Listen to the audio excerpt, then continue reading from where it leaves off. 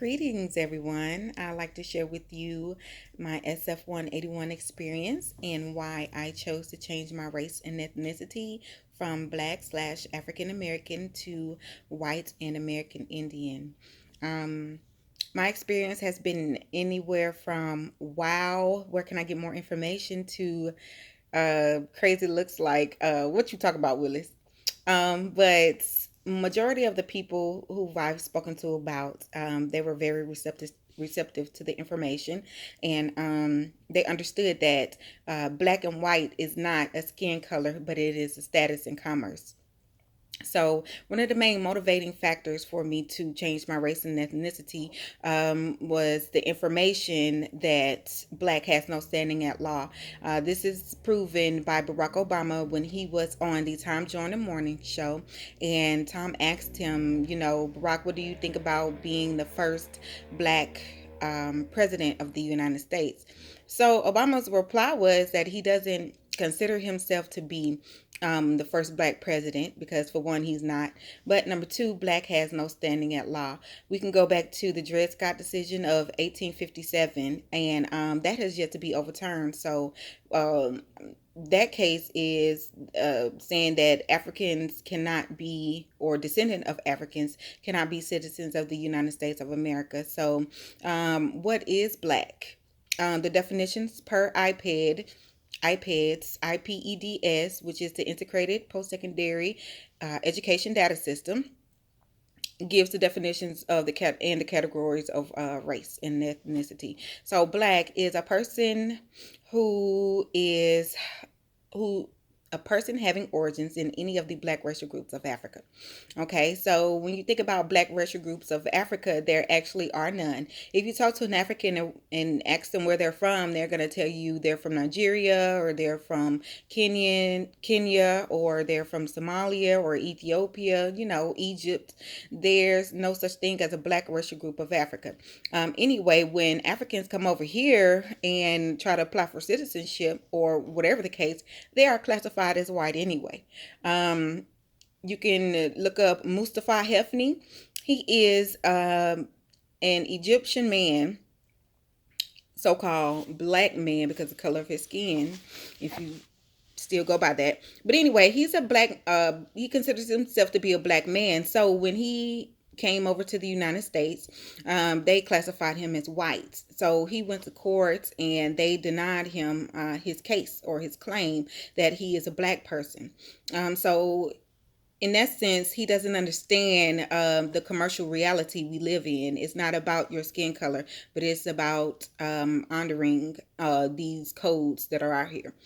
So let's go to the definition for white. White is a person having origins in any of the original peoples of Europe, the Middle East, and North Africa. Now, one of the main things that stood out to me with that definition is the words are the words original peoples. That definition is not in the black definition. That word, rather, those words are not in the black definition of IPED. So it made me go, a little bit. The definition for American Indian or Alaska Native is a person having origins in any of the original peoples of North North or South America, including Central America, who maintain their cultural identity and tribal community or affiliation. So again, the words original people are in the definition. It is in the definition as well. How I came about this information is I added said Tarawet on Facebook.com. I saw a very interesting post, and she sent me a message via Messenger on Facebook. And she invited me to the webinar that they have every Monday at 6 p.m. Central Time. And when I got on that webinar with Chief Nanya Shabuel, and he just broke down, to me, he just broke the veil all the way down to the point where you can accept this information and acknowledge truth, or you can just totally dismiss it and keep going about your day. But what I realized is black is definitely an adjective, because me growing up personally, I knew I was just more than just black. When you say you're black, then what's your identity? You say you're African American. Well, that's two different continents. So how can you be from two continents? I've always wanted to change my race and ethnicity to white. Actually, I got married in 2017. So when I went to the Social Security office to get my name changed, I wanted to put white on the form, but I wasn't sure if that was the correct procedure or the right process to go about to do it. When my children were born, I wanted to put white on their birth certificate, but I had people telling me, well, they're black, they have dark skin. So again, there was an opportunity that I could have had for my children to go ahead and change their status to white. So, I'm definitely motivated by freedom because, like I said, black is a frequency. You look on the news, you see black men being shot down and killed, black women being shot down and killed, and they're the, I guess, let me see, the accused basically gets to walk away free, you know, and that's because blacks are still slaves. Anybody call you black, they still consider you a slave. A black woman can be defending herself and they turn around and arrest the black woman because commercially, being black, you're basically dead. They don't acknowledge you as even an original people. So me, I know that I'm an original person of this earth, from this planet, period. I can tell in my facial features, my cheekbones. I grew up not 40 miles away from Choctaw, Alabama, in West Alabama.